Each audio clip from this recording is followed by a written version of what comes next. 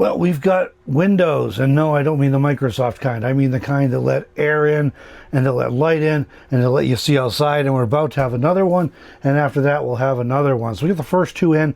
I didn't film putting in the first two because Melanie was busy with other projects, namely eBay listings, and it was in and out, and all this stuff, and trying to figure out what I was doing. So we're going to film these two just so you can see the process we're using to install these windows. This one I've started on opening up the hole just because I had meant to leave the whole frame up the hole and not cover it with our tongue and groove interior wall covering, but I forgot and got carried away. So now I got to cut this hole up.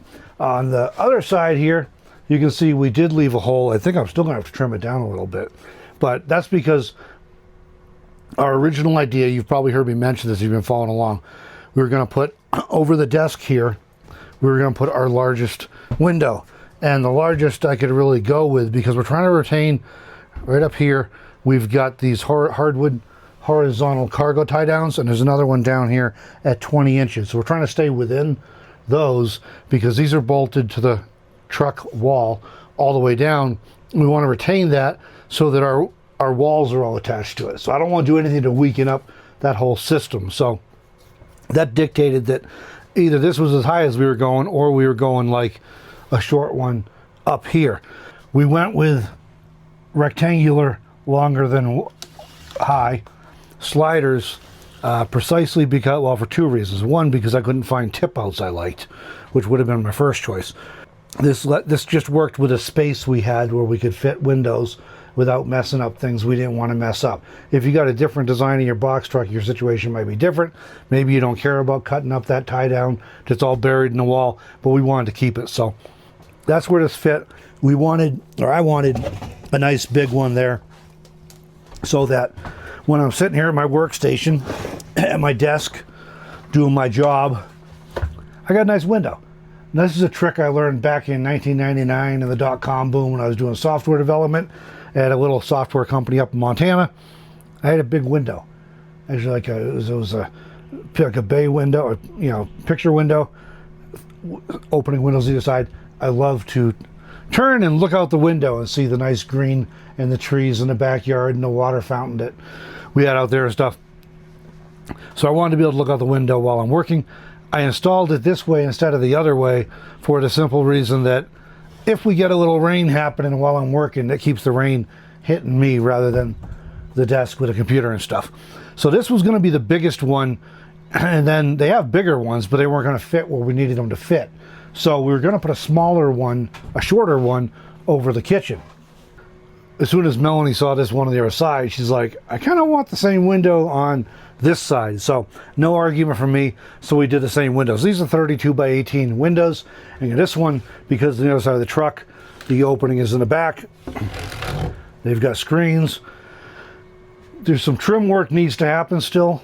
And one of the things we figured out with this build is that even though this is a big box, it's not perfect in its dimensions. It's better than doing like the van that's over there, right? A traditional cargo van. But when they're building a box to put cargo in for a box truck, box van here, they probably only have to figure they have to get it just good enough, right? So it's within, an inch or less. But when we installed the windows, we were working off of these horizontal things. We don't have a perfectly level place to park. I've addressed this in other videos a while ago, earlier in this build series.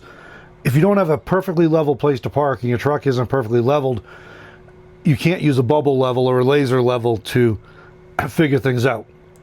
And even if we got perfectly parked, it's never going to be perfectly flat when we're camping or anything, or traveling, sleeping in a parking lot, whatever we're doing. So you have to measure off something in the truck. So you have to pick your poison, right? So we kind of went with the windows. We're going off the top here and off this rail here.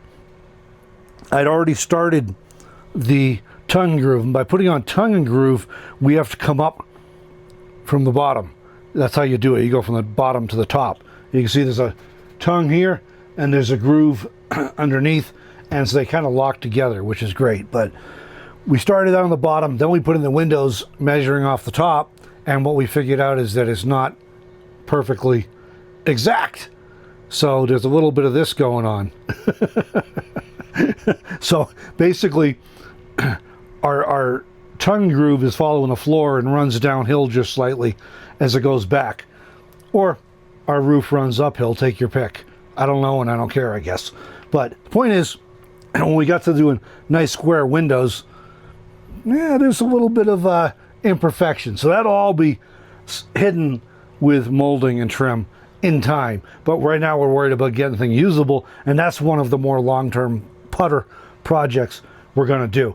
And you can kind of see some of that here, because in order to make this go from here and to be straight across the window, this part here was too high, so we had to trim it. That'll get fixed too. It'll all look fine when it's done, but that's just a note on why you see some imperfections and gapping around the windows, like on this one. I didn't do the same thing over here, so this one ended up with a gap. When I put in the trim, you'll never know the difference. Another question you may be wondering is, why did we do square household windows instead of RV windows? And I was back and forth on it for a long time. The RV windows, first of all, RV windows were not always rounded like they are now. That's I don't know, several decade old invention. I don't know exactly when we started doing it. I've had older travel trailers that are about as old as me, and they have square windows. And so a lot of the old RVs and travel trailers do have square windows. Somewhere along the way, they started doing the rounded corner ones. The idea with that is, because the corner's radiused, it spreads out the force. So if you're getting movement in your wall as you're driving down the road, all your pressure is on one point with a square window, and with a radiused corner window, it spreads out the force, so hopefully they're less likely to crack. Now, modern RVs, travel trailers, they flex a lot, so they probably need to do that. This thing's pretty stiff, so I don't think that's going to be a problem. But beyond that, I think we got enough wiggle room in these thermal insulated windows that will probably be okay. Hopefully. We're taking a chance on it. If it doesn't work, we'll do something else. These are half or a third of the price of any similarly sized RV windows I can find. And that's shopping like on Amazon for cheap stuff. If you want to go to like good brands, you're going to spend many times more than 2 or 3x. So we're putting in 4 of them. Another thing is that getting into bigger RV windows are actually hard to find. Yes, there are some RVs that had huge windows. I think Lazy Days was one that did that. They're not around anymore. Generally speaking, if you look at any modern RVs, they got these little tiny windows, and I cannot find tip outs on RV windows, except when I was looking, except for the emergency exit ones. Point of that, then, you got a little tiny window that you can slide open about 40% of the way, which means you have a little tiny vent hole, which might be better than nothing, but you're not getting a lot of air through. And I think the assumption by RV manufacturers is that people are going to be plugged in and using air conditioning. So we want the option to not worry about air conditioning. So we wanted all the airflow we can get, which is another reason we did these. One more reason we did these is because if we were using like paneling or plywood for the interior walls, and some people do that on their box truck, what you can do is you go outside, you measure down from the top where you want it, you make your marks, then you have to make a template of your RV window on like cardboard or something, cut it out, and you go outside, and you tape that onto the wall exactly where you want it, then you measure again and make sure it's where you want it, you mark it all out, then you measure again to make sure you're really where you want it, because you're committed once you cut a hole through the wall, right? And we use like a reciprocating saw, drill your hole to get started, cut out, follow carefully around your template marks, and that works fine because you're cutting your outside wall and your inside wall at the same time. We used the tongue and groove because we like it, and that's what we decided to do.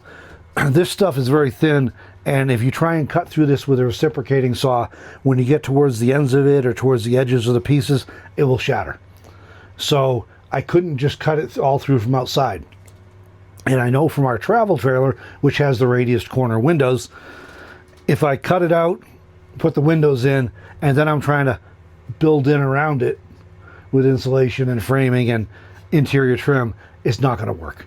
it's virtually impossible to get those corners right. So all of that kind of came together to say, I think these are going to perform fine for us, even though they're not radiused corner RV windows. And there were a bunch of reasons why we went with these windows. All of that being said, I kind of think I prefer the slick, streamlined, pre-tinted black trim look of the RV windows on the outside. I do not prefer it inside. On the outside, I kind of prefer that. But who cares? At the end of the day, who cares? The one other thing that would be good with RV windows is the screen is actually on the inside, and we'll probably periodically have to take these off and clean them out. They're easy to pop off. It's no big deal. They just pull a couple pins here, and it tips right out. So no big deal. But that would be one thing that would be. Oops. Now if I can get it back in. There we go. That would be one thing that would be convenient about RV windows with a screen inside. But the benefits of this outweighed the benefits of RV windows for us. And the complications with this were definitely less than doing RV windows. 4-hour build. If you got a different build going on, the RV windows might make more sense. Do whatever works for you. And we're your guinea pig. See, we're testing this stuff. That's the thing about custom stuff, right? We're testing this. If we have trouble with these windows because they're not RV windows, we'll let you know, and we'll let you know what we do to fix it.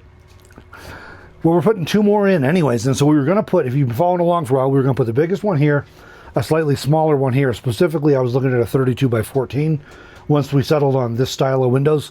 And the reason we did the sliders is because, I couldn't find tip outs. So, and we needed wider than tall, so, that wasn't an option to go with a normal height one. Once we got these 2 in, they actually look fine outside. But once we get these in, even though I think the RV ones might be a little slicker outside, once we got these 2 in, it was like we were going to get smaller ones by the beds.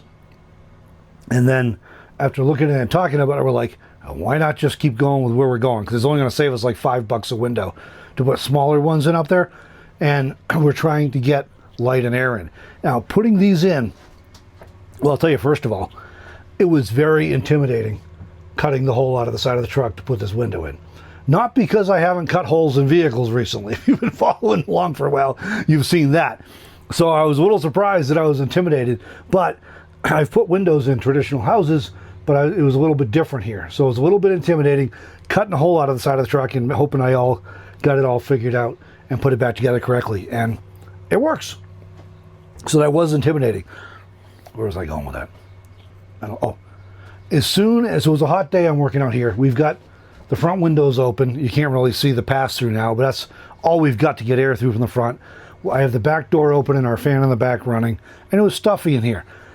And I cut this thing out, and as soon as I cut the last of it and it fell to the ground outside, there was an instant blast of air and light coming in. It was like, whoa! I knew it'd make a difference, but that was a big difference. So we got this window installed. Huge difference in natural light in here and brightness during the day, and less of the yellowy color hue we have coming through, which I notice shooting videos in here, and a lot more air and light. So it was really nice. Put this one in. Now we have cross ventilation, and there's a huge difference in comfort in here because of the airflow and because of being able to see out and because of the amount of ventilation we have. So that's what we're prioritizing. So it's already a huge improvement. So we're going with the full same windows in the back. So these are them. We just picked up the last 2 they had at Menards. And these are actually basement sliders because that's what we could find that would fit with the holes we had to work with. So this side, when I started, after I got this window in, I was trying to finish up the tongue and groove over here. I had to take the shelf down, finish that up, put the shelf back up a little higher than where it was, so it's lined up with a shelf in the front. And then I had meant to leave a hole here and only go part way with the tongue and groove, and I was going to frame in my hole and then tongue and groove around it, so that when I was ready to put the window in, which I thought might be a little bit later, I could just cut out the wall, the box truck wall, pop it in. I forgot. I got carried away with getting the tongue and groove on, and I forgot I was going to leave a hole. So it's all right though, because we ended up getting bigger windows. So if I'd framed it in early, it would have been framed in for like a 14-inch. So I got started on this a little bit ago. I need to pop out the insulation. This is trimmed off here where there's a vertical stud, and it follows the horizontal runner here. Cargo tie down on the top, I think. I got to double check. I think that's where I'm at. And then we're going down to where we need it to be. I still have to come over a little further because we have another vertical here and it's not going to fit. So I have to cut this vertical off, open up the hole where I need it, and then put that vertical over here. So we're going to get this done, finish cutting stuff out, and I'll show you how we cut out the truck wall. We'll install the window, and then we'll go over to this side and do this side. And we're recording this Friday as I'm recording this. I'm trying to get this done because we were supposed to be out camping this week, and we had to reschedule because of a job we had to do. So we're hoping to go out again next week. So I'm trying to get this done. And once we get these windows in, that's kind of the last of the big stuff. We're going to do some flooring because we just have a plywood floor right now, which is fine, but we're going to do some flooring. But other than that, we're going to focus on using this thing, get all our stuff in here, see how we fit, how we like it. And if we like everything, then we'll start puttering with a little trim and finish work. And there's a lot of that to do. You know, like back here in the corner, I got to put molding in to hide this is the curved corner, so I got to put molding in there. We need to do something up here. There's a lot of little bits of trim. There's also places we put in this tongue and groove, and you can see there's places in a few spots where this one actually popped out. But because of heat and humidity and cold and temperature changes and all the rest, we're getting some shrinking and expanding, which happens. So when we think everything is settled down, we'll go ahead and, you know, kind of seal in the holes and make it all look perfect. This one's actually hidden by the bed, these two, so they won't show anyway. But we'll seal all that in once we give it probably a few months to do its thing and get shrunk and expanded and all the rest, and hopefully settled in. So for now, I'm going to go ahead and finish extracting this insulation, finish cutting out this hole, and then we'll come back when we show you the cutting the hole in the wall, because I've refined my process for that already from the first one to the second one. So that'll go really quick, and then we'll get this one in, and then we're you know, we'll be ready for going camping. So I guess we're gonna follow that across. I will never use styrofoam again on a build project, just in case you're wondering. Oh, she's filming. I thought it was a private conversation going here. We have some people wondering why we use this styrofoam insulation we did instead of the pink or blue boards. The bottom line is that, at least in our local market, the pink and the blue stuff is literally double the price, and it's this much difference in performance. So we felt like we was a better value to just put our money in other places, like windows and like interior wall coverings. The beef I have with it is not the performance. It does a good job. There's a massive difference in how this thing pretty much stays outside temperature, especially now that we have windows in it, but even with just the front end and the back door open with a fan on it, it's pretty much stayed outside temperature once we shaded the roof and put elastomeric paint on the front here. So the insulation works fine. The trouble with this styrofoam is it's a mess. Whenever you have to cut it, it's horrible. So I am literally never using it again. I will pay twice as much for almost the same performance in the future to not have to deal with this mess, because the other stuff is cleaner to cut. So there you go. If you can spare a few extra bucks, buy the blue or pink board. It's less messy. Meanwhile, I'm gonna fire up my little tool here. My son gave me this a few years ago. I didn't use it for a couple of years. This is one of these Dremel Multi-Max. It's a multi-tool thing. You can put different blades on it. Now, once I used it the first time, yeah, I've been using it a lot. I'm actually gonna, I'll have to do the corners here. I'm gonna fire up and do the rest of these cuts with the circular saw. I think I got the blade already adjusted so I don't hit the metal. That'll make it go faster, because I also have to cut off this stud here and then move everything over. So, all right, I'll get my corners, then we'll get the circular saw.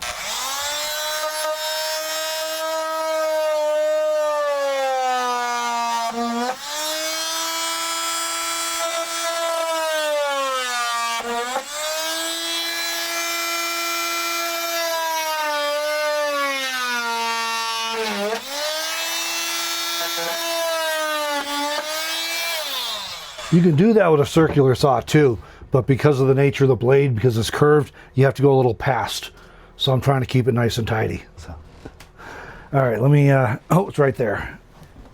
I'm just gonna need to, oh, I need a battery for it though. All right, there you go. Camera woman to the rescue.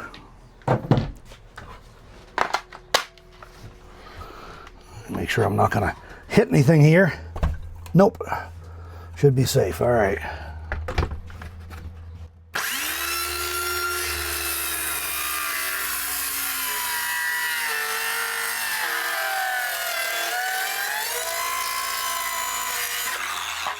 There we go. All right, one more down here.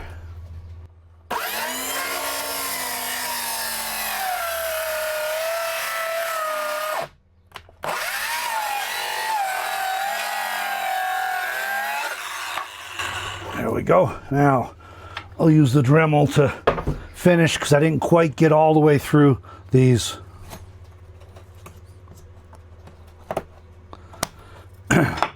vertical things here. So I'll finish it up with this, but it'll be a lot quicker.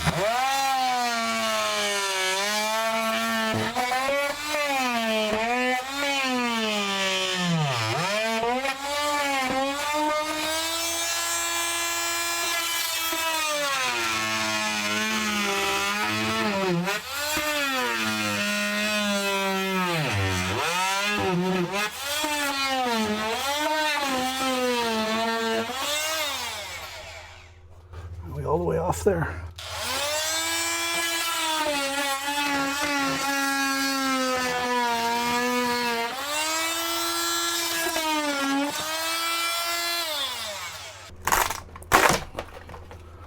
Oh, I didn't do the I forgot one.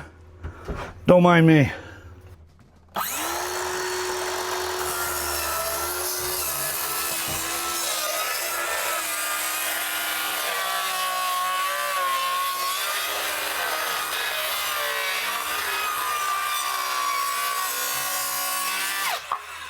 I do strongly recommend wearing safety glasses when you're running a circular saw because sometimes it throws stuff in your face.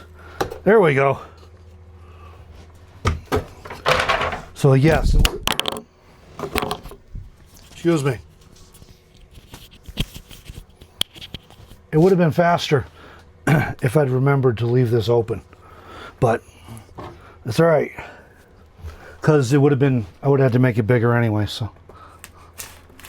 But now you get to see what I'm going through to fix the thing I forgot. And if you're trying to just add a window in after the fact, this is what you got to deal with.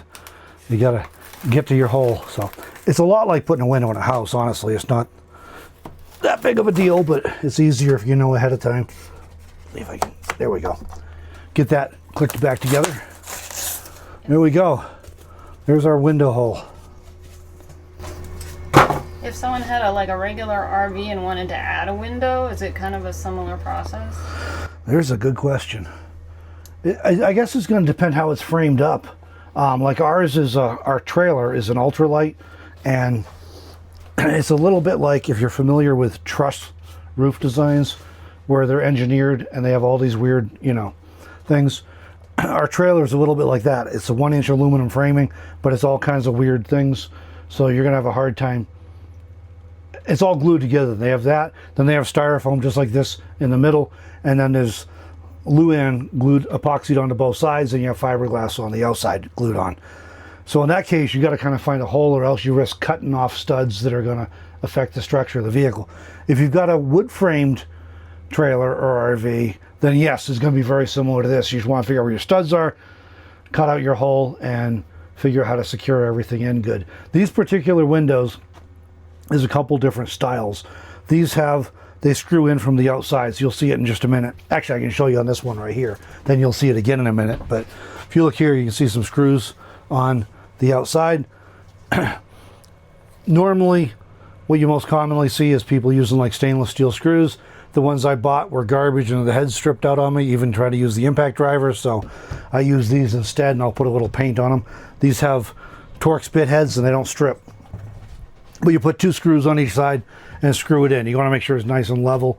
Otherwise, you can have binding problems with the window, but you screw it in. And this, what we also did in this case, and you're going to want to do this with a house too, but we caulked. I did a dry fit, made sure everything fit properly. Then I ran adhesive caulk all the way around the outside, around the perimeter, then reset the thing in place. And these have a flange on the outside. They're not officially a nailing flange. That's the other style you see where you don't have to screw them from inside, and they'll have a plastic lip all the way around all 4 sides that has holes already pre-drilled in it, and you can use that to nail or screw the window into the wall. We can screw through these lips according to the instructions if we need to. I don't think we're going to need to because it's screwed into wood studs on both sides that cannot pull through the wall. And then it's also glued in. And then after I get it in place, I go back around and fill it with caulk, adhesive caulk, all the way around the perimeter, anywhere there's any gaps. So it's basically glued in place really good and screwed. So I don't think we'll have a problem, but we can always, if we see them loosening, we can always reseal it and then put some screws in through the exterior, and that'll secure it a little better. But if you got a RV that's framed up with wood framed like this, it will be basically the same process as putting them in your house or what we're doing in here. We're just paying extra attention to securing them good and to using really good quality adhesive sealants, because this is going to be bouncing down the road. So we want to make sure nothing loosens up, which isn't quite as much of a concern in your house, unless maybe you live in California where you get a lot of earthquakes or something, you know, somewhere like that. But I'm going to double check all my measurements here. I got to trim back the insulation a little over here so I can get another piece of wood in here. I'll probably reuse this one I just took out. I did that on the other side. That should work just fine. They're all glued together, and we'll fit that in again, glue everything in, and then we're going to set the window. So Melanie was just asking to clarify her question that I apparently got off in the weeds on. If you want to replace an existing window in your RV, can you do this? And as long as you got the space to do it and you're able to put in some studs to secure things to, or you have a wood framed RV and you already have some studs, yes, it should work just like that. The one thing about RVs is there is always a possibility, if you got enough wall flex going on, frame flex is a big thing with RVs, if you got enough wall flex going on, then you could have issues with potentially cracking a window because the wall's flexing so much. They're a whole lot cheaper, maybe, to be okay. You might get into some things like really reinforcing that hole. My son offered to lend me his welder so I could weld in metal frames to set the windows into. That might stiffen it up a bit. You just might have to do some reinforcing to make sure that it's good and solid if you got a rig that's moving a lot. That being said, some of the older RVs, they're on even if the ones are like this, they're on a Chevy or GM chassis, and they're mounted just like this with a box in the back. Some of those are literally steel framed, and they have a welded steel cage that goes all around. Those are pretty rigid and are probably not going to bounce a lot.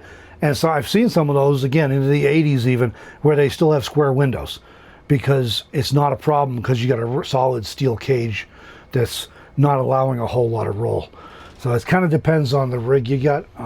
I think that's my opinion. If I would not try and do it on ours unless it was going to be a little smaller than the hole we already had, so I knew I could frame it in okay and attach into whatever aluminum framing was already there. I wouldn't try and go bigger because I'm going to have to start cutting out a square hole, and I'm probably going to be cutting up some of that aluminum framing, and it's already pretty light and it does flex a lot, so I wouldn't want to be chopping up any more lest I damage it to the point that it's, you know, not holding up right.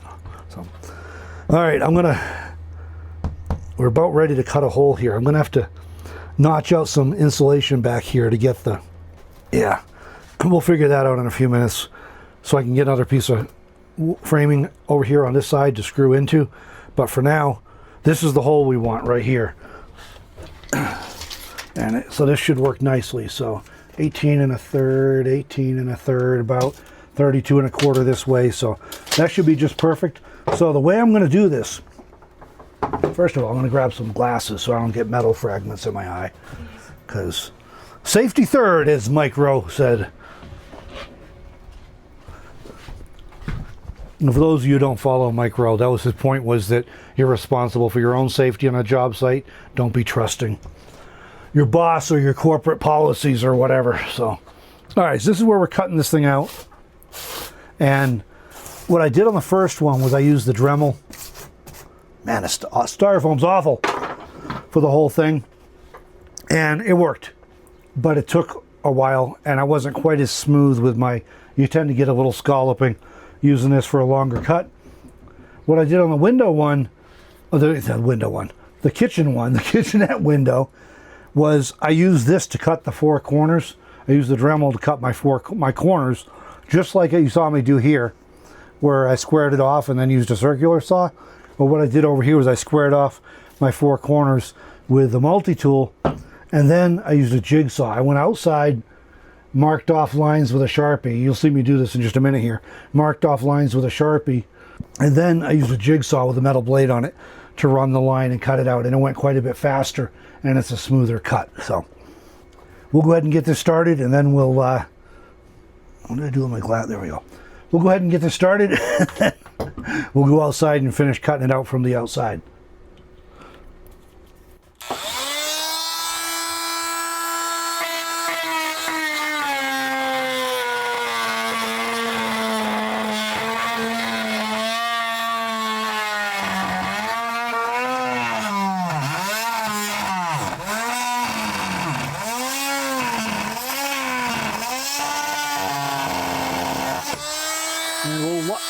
Little light coming in there, if you can see it on the camera, I don't know, but you can see we're all the way through there.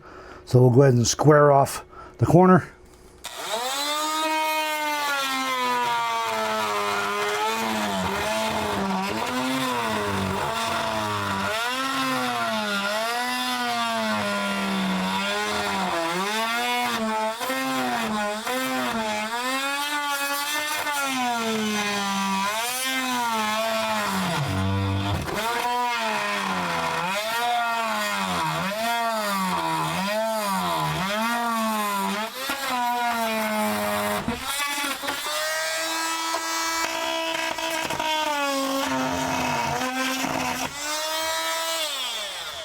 The windows, or the actual measurement of the windows, is 32 by 18, 32 wide, 18 high. So we're adding a 1/4 inch on each measurement so that we have an 1/8 inch effectively clearance on each side, and that gives us room to put caulk in. It also gives us a little bit of wiggle room if our hole is not perfectly square, which could happen.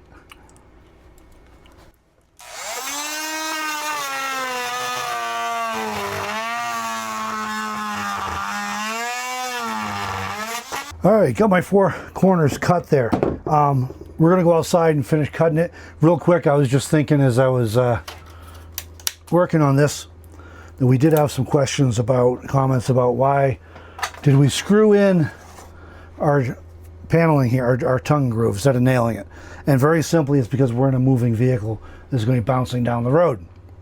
We're also in a vehicle that has far less steady climate control than most houses do these days. So I have had to fix tongue and groove that people nailed onto the walls and the ceilings, because what happens when you bounce down the road and you have a lot of heat and cold and humidity changes is that it's going to pull right off the wall, and then it falls down and you got to go back and fix it anyway. It's not a house. I know people call these tiny houses. I have called this a tiny house on wheels. I get it, but there are some unique considerations to working with a RV or a box truck or a cargo trailer or anything like that, or van, that's different from what you do in a house. You have to adapt to those different environmental considerations. So it's going to fall off the wall if we just nail it.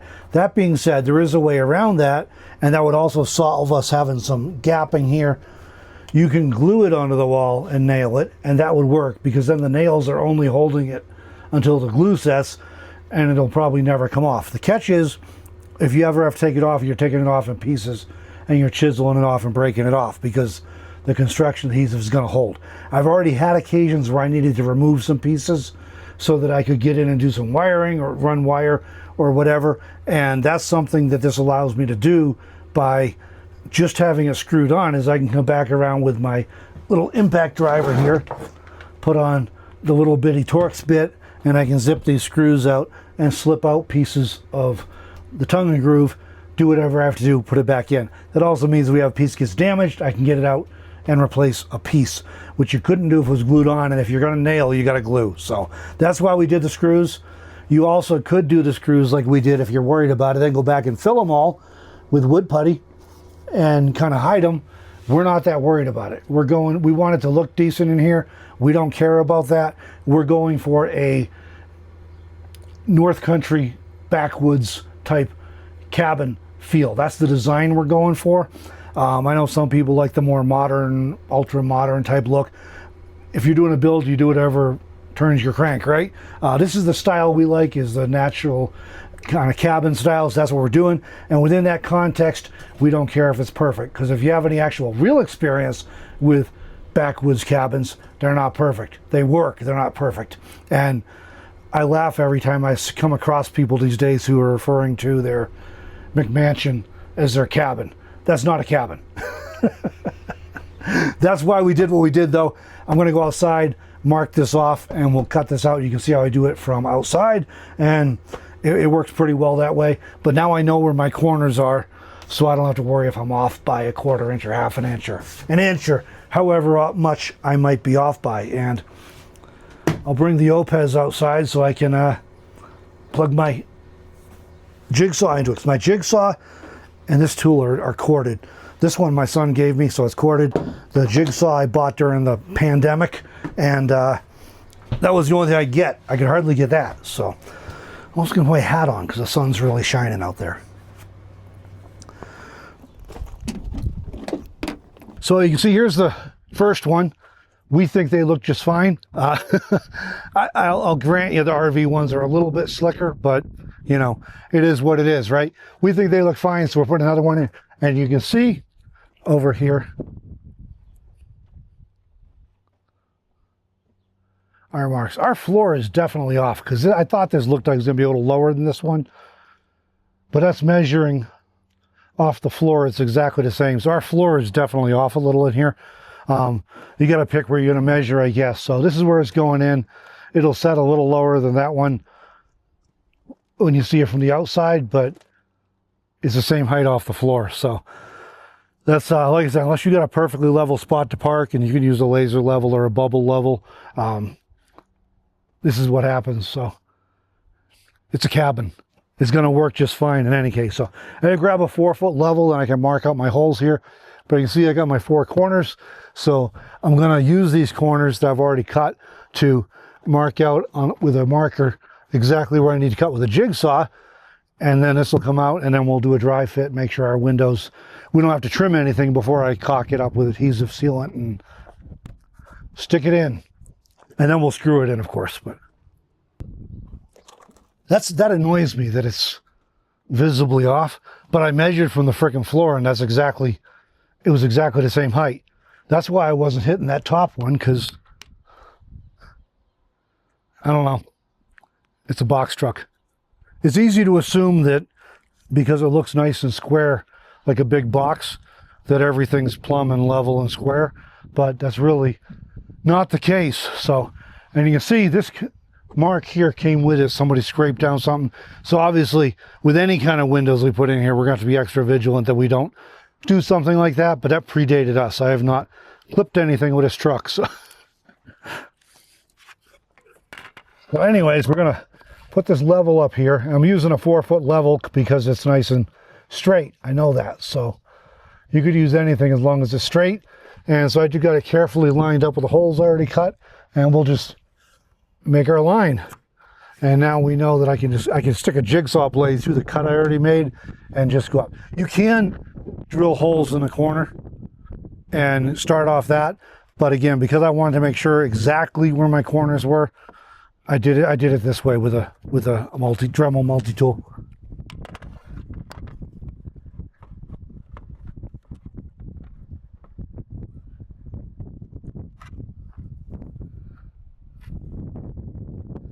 And this is not a long process normally. I did this one, the first one, in I think an hour, hour and a half. I did the kitchen one in under an hour. It was taking me a little longer today because first of all I had to cut out the stuff I put in that I didn't need to put in, the wallboard and stuff. But then I keep stopping to explain what I'm doing, so it takes a little longer that way too. If you're filming a video about it, so that's a challenge for all creators. If you're trying to film a hike or a trip or a construction project, it just takes longer because you're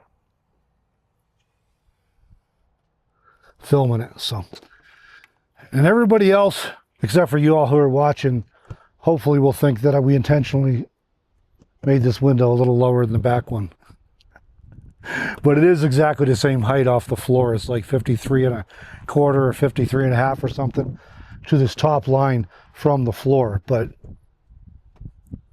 that's what happens. I had to grab a step ladder to get this top one, I guess, and I'm going to need that anyways to cut it out. So there we go.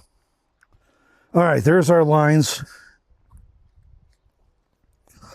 Put that pen back in my pocket so I don't lose it, and I'll start about cutting them off. We're going to find the jigsaw and an extension cord, I guess, because I got to get up a little ways. So all right, so we're going to cut this with a jigsaw. If you're not familiar with or super familiar with jigsaws, you may think of them just for wood and whatnot, but they're pretty versatile tools. And up to a point, up to a certain thickness, you can cut through metal with no problem if you use a metal blade on it, which is what I've got on here. But they're pretty handy for this kind of project. So we're going to go ahead and chop this off, and then we'll have another hole so we can put a window in. So that the blade just pops in through the slot I already started. As I said, a lot of times when you're doing this kind of thing, you might drill a hole to get started, then bring the jigsaw in and curve it. That's easiest if you can mark it from the side you're cutting from. You can do that. Because I was marking it from the inside, trying to make it exactly the same as the other one, which didn't quite work out, I marked it from the inside, and that's why I did this instead, because if I just drilled holes through, they'd be close to the corner, but they wouldn't be perfect, and I want to make sure I'm cutting this as straight as possible.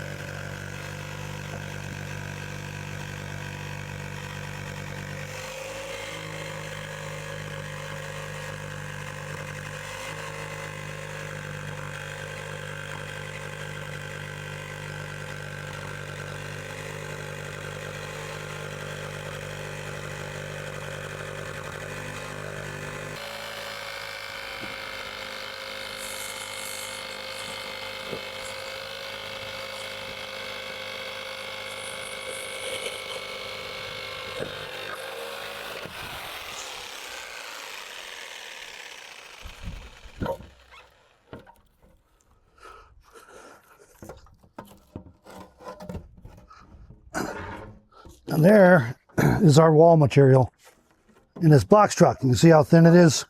But that being said, it's a very strong wall still. You'll see a few different styles of walls in box trucks. The older ones usually have plywood with like sheet metal or maybe fiberglass over them. I don't know. Then there's ones that have like metal studs, kind of like in a commercial building framing. And there's these. And they came up with these just before this truck was built. And this is a honeycombed HDPE. That is a high density plastic. It's very, very strong. And then it has a thin layer of sheet metal thermally bonded onto either side of it. So it's a very strong wall. it works well. It saved the manufacturer. They were quite proud of saving a few hundred pounds weight on the box over a plywood one. So it's still kind of heavy, but it's thinner and lighter than plywood. But here's our window opening. Fairly confident. Somebody watching this will think this isn't going to work because they're not RV windows. This stuff is really, really strong, and I don't believe there's a lot of flex in it. We live in an area here in Northeast Wyoming where the town we're outside of is known as the energy capital of the world. We have a lot of workers around here and a lot of work vehicles, commercial vehicles around here. And we see all the time, we see box trucks and cargo trucks, cargo trucks like this, cargo trailers. We see them with regular residential house windows in them and with regular residential house doors in them. So it's stuff that doesn't work on an RV because of the excessive flex, because of the way they're built so light. But in commercial vehicles, at least in a lot of cases, it's not going to be a problem.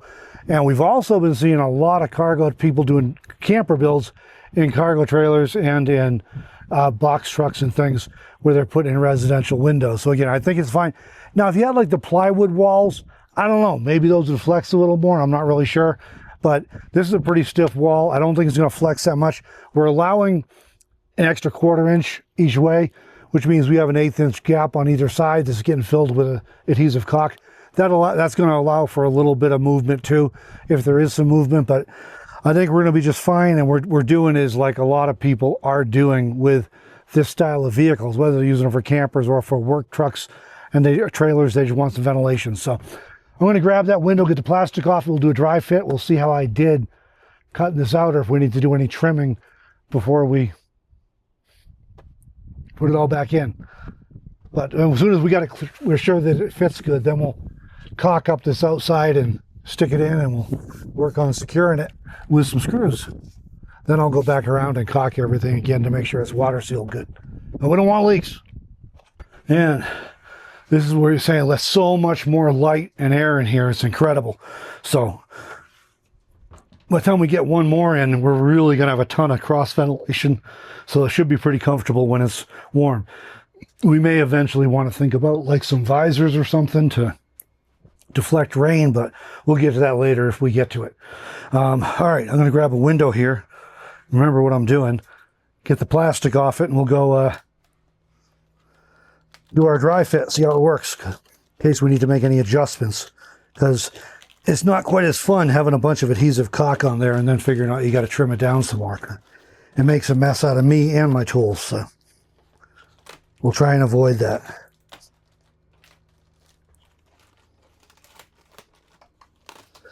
And I've been cutting insulation with my pocket knife, so I probably am going to need to sharpen it up again now. Because I had this thing like razor sharp.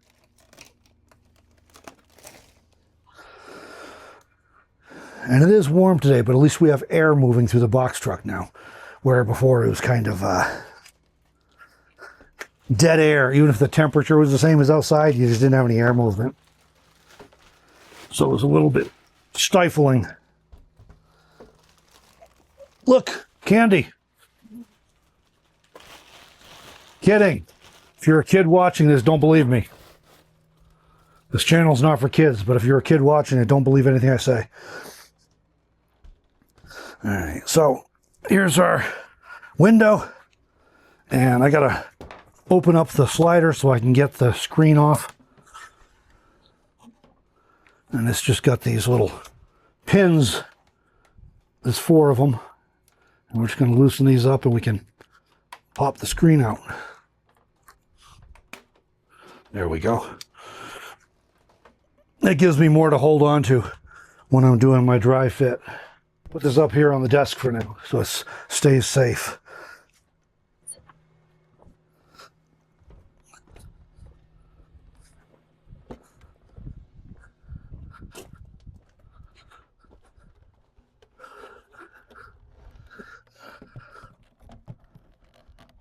Oh, it's almost like I planned it.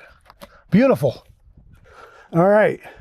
So we'll, I got to put a piece of wood in on this side so I got something to screw into.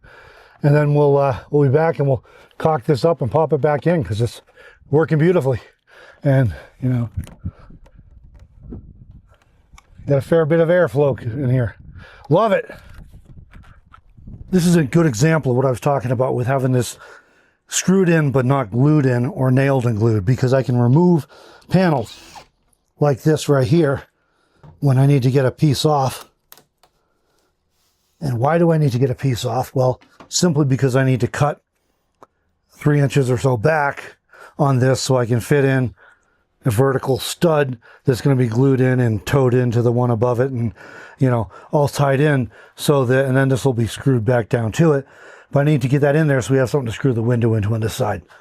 This side, you can see we've already got a vertical stud, so I need one of these on the other side to screw everything into, because I don't want to rely on just on the glue. So this is one of the advantages anyways. I can remove pieces and do some work and then put the pieces back in. So kind of convenient. Oh boy, that breeze, man. Let me tell you. This stuff we're using today is called Quad. It's a adhesive sealant we found when we were doing the high top in the van. And this stuff is insane. The only thing annoying about it to work with is if you get it on your hands, it's really hard to get off. But what I found taking things apart 6 months or a year after I used it is that this is every bit as good as wood glue. It's super adhesive, but it stays more pliable than a lot of construction adhesive hardens up, so it'll kind of shatter a little bit, and this stuff is really hard to get removed once you get it on. So we're going to caulk in the perimeter here, put this in. This will have to pull through the wall to come out of there, and that simply cannot happen. So we'll go ahead and get some caulk in here, install this, then we're going to run this around the outside of our window opening, set the window into it so the window's glued to it, then we'll screw it in, then I'll go back around after we do the other side and caulk around all the outside too, so that it's additionally sealed. And we'll go around and same thing on the inside, we'll fill any cracks with adhesive caulk, and that window just ain't going anywhere. Don't wipe your hands on your pants. Don't wipe your hands on your pants. I have ruined several outfits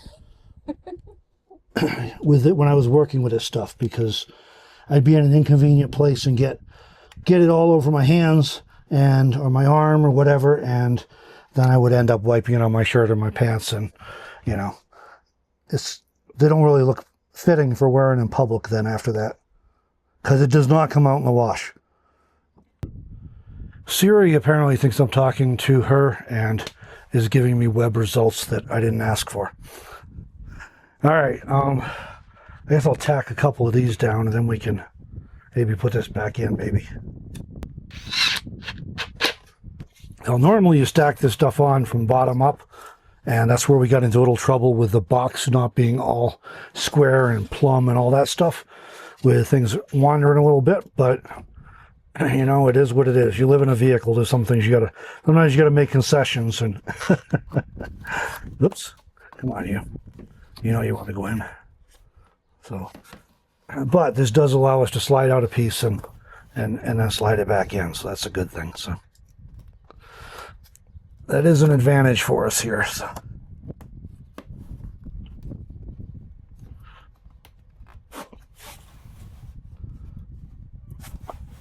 there we go, just like that. See, so we can disassemble our walls a little bit at a time when we need to, which hopefully is not too often, but it has come up. Previously only for running wire, but you know, where I decided after the fact I wanted a wire somewhere ahead and put it before I put the walls on. Which again is kind of our point about where, not that it's wrong either way, but our approach is to make sure we like the way things are and they're working for us before we get into all the nitty-gritty details and finish work. I have found that if you get to the end with these, it's not so bad in the middle, but if you get to the ends, it kind of likes to split if you don't drill a pilot hole for it. It's pretty soft wood and it's fairly thin. Sometimes it still splits even if you have a pilot hole, but like that a little bit. But we'll fix all that in time. Just not a worry right now. So. And we got way more ventilation in here just already with this one, so definitely makes a difference. So if you're wondering if putting more windows in your van or your RV or your truck or whatever you got is going to make a big difference, it truly does. And having plenty of ventilation means we'll have to use the air conditioner less. This thing does work great, and you'll see us using it, I'm sure, but the less often, you know, the better, because we have to be plugged in to use that. We can run it for a little bit on solar, but we'd have to invest a bit more in solar to run it for like all day or anything. Well, that's okay, because my approach has always been if the weather is extreme, then I'll pay to stay somewhere and plug in. That's all. No big deal.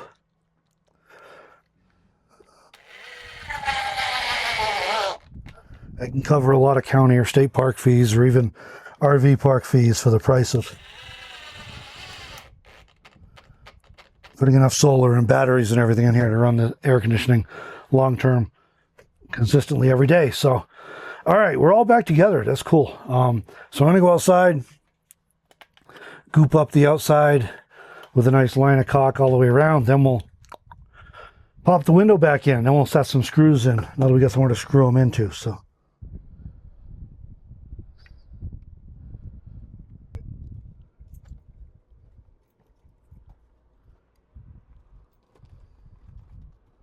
Now, I do not think we'll have any trouble with these things loosening up. I think we're going to be in good shape. But if we do, we have this flange around the outside that I can come back around in and drill and set some screws in and screw right through the side of the truck. So I do have a plan B in case anything loosens up on us.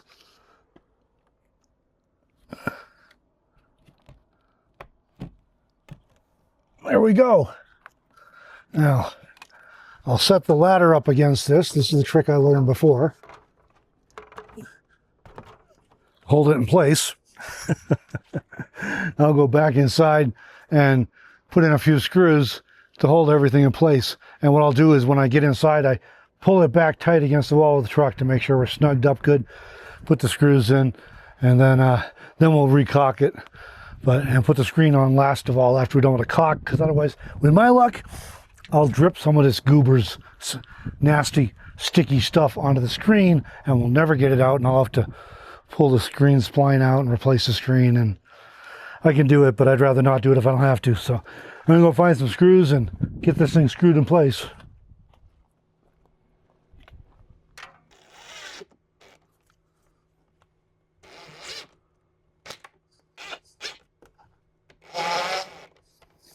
The first one I did, I actually had a situation where one of the corners was not as tight as I wanted it to be against the wall of the truck.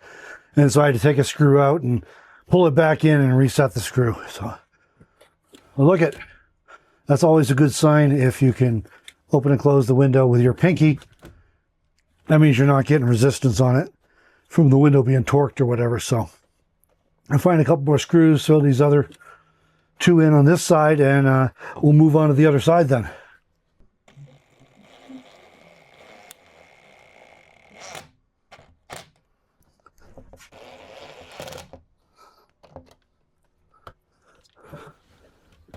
All right, it's in.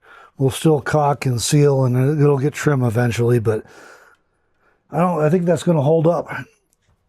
So the catch now is I got to sweep up my mess before I slide this bed back over, and then we got to move this one over so I can get to the wall behind it. Once it's done, this one was already anchored to the wall. They'll both be anchored to the wall, so they're not going anywhere. But I also need to move this one so I can finish up the tongue and groove on this wall as well.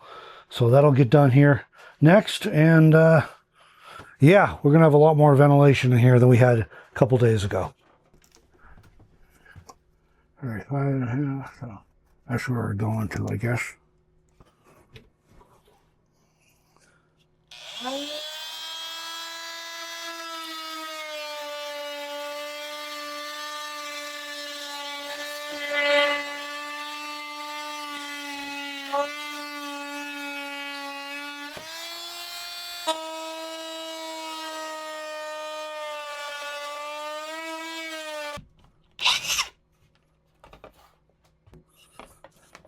I would say if you're not concerned, if you're doing a truck like this and you're not concerned about cut through your horizontal cargo bars here, the tie downs that we're trying to preserve for strength reasons. We kind of built our whole interior walls off of that.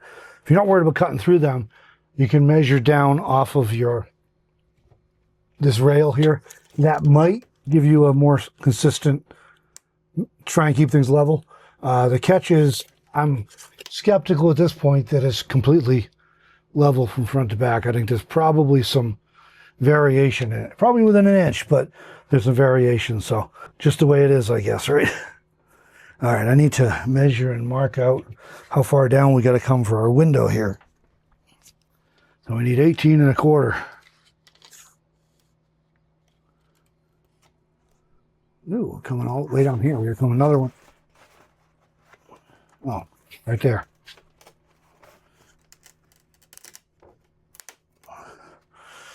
There we go. Yes, that's right there. Okay, so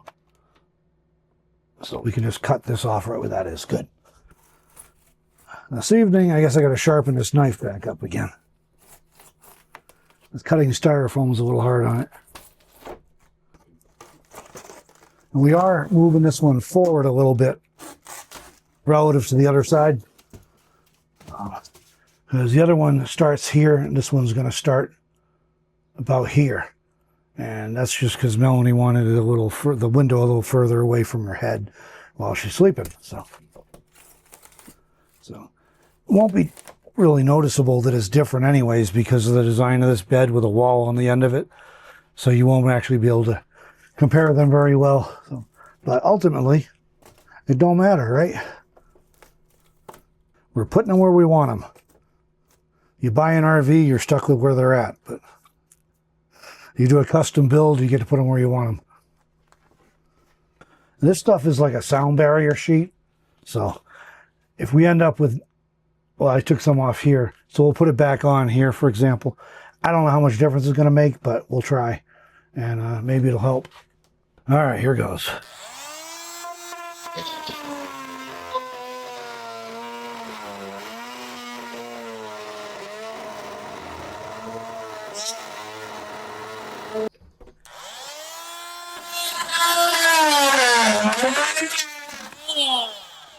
All right, there's our corner cuts. My blade's getting a little dull, so it's a good thing we got done when we did. So we'll drag the ladder around, grab the jigsaw, and we'll cut this one out. And that'll be the final one for here, I think. I would love to have one up here up top in the front, but I don't think we're going to do it because the difficulty of keeping that sealed up good so it doesn't leak when you're driving in the rain and the rain's forcing into it is significant. So we probably won't actually do that, but I would love to.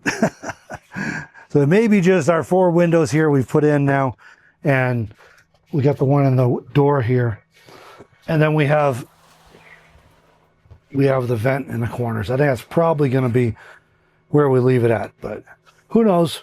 Follow along, we might do something different. So this one looks a lot better as far as being lined up with the height of the other window there. The only thing I could say, if you're trying to get things perfect, if you could find a truly level pad to park on, and then you'd have to level your truck, because sitting mostly empty, this thing's higher in the back end than in the front. But if you got a level pad and you got the truck totally level, you could use a laser level set in the middle to line up a nice even spot in your floor, and then do your siding from, or your interior wall covering from that laser line. Then you can trim. That would be easier to figure things like for putting in windows. But then you're still, and you could use the laser for the windows too to make sure they're level if you had it on a tripod or a table or something. But you're still going to have, like, if the floor isn't exactly level, you're going to have, and you have your wall covering level, you put trim on it to kind of cover, but you still may notice that there's a gap. So we're living in a vehicle. It is what it is, right? But I'll go ahead and get the window cut out, and then we can finish up this project.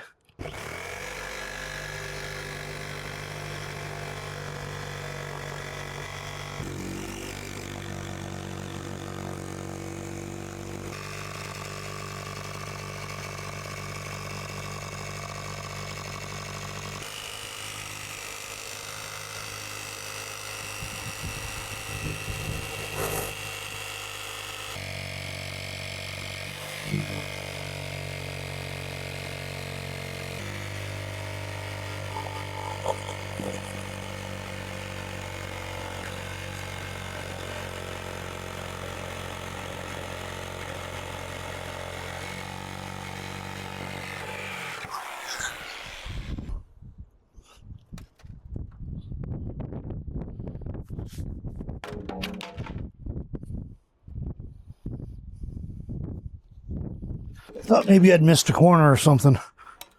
The breeze caught it. There you go. Told you we'd have more cross ventilation. Blew it right out from the other side. Here goes nothing. The moment of truth. Did I mess up my final one after getting 4 right? Oh, it fits beautifully. So here's a pro tip for you.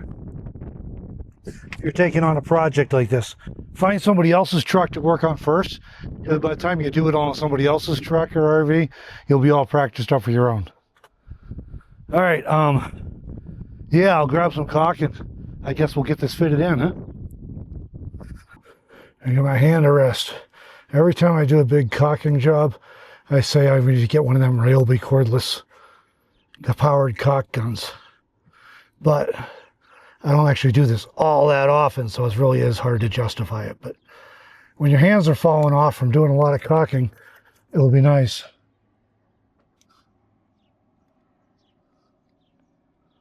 Now I'm working left-handed, which is never good because I'm definitely right-hand dominant.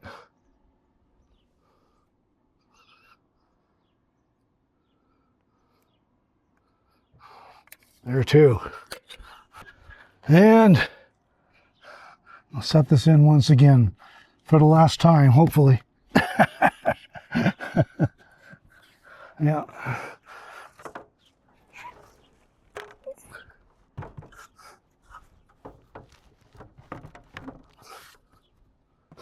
I will say we did some windows in my parents' place recently, and they were sufficiently heavy that I would not even think about trusting a step ladder resting against them to hold them in place. But these are fairly light windows, and I've got adhesive caulk too, and this will not take long to get some screws in there if I can just find my tool again. Oh, it's behind Melanie.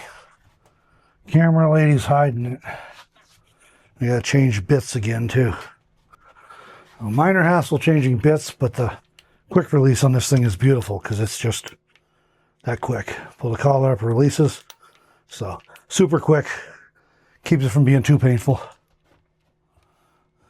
And we'll throw some screws in here.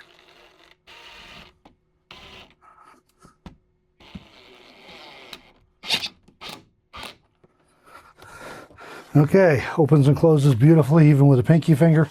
So that's what we're looking for.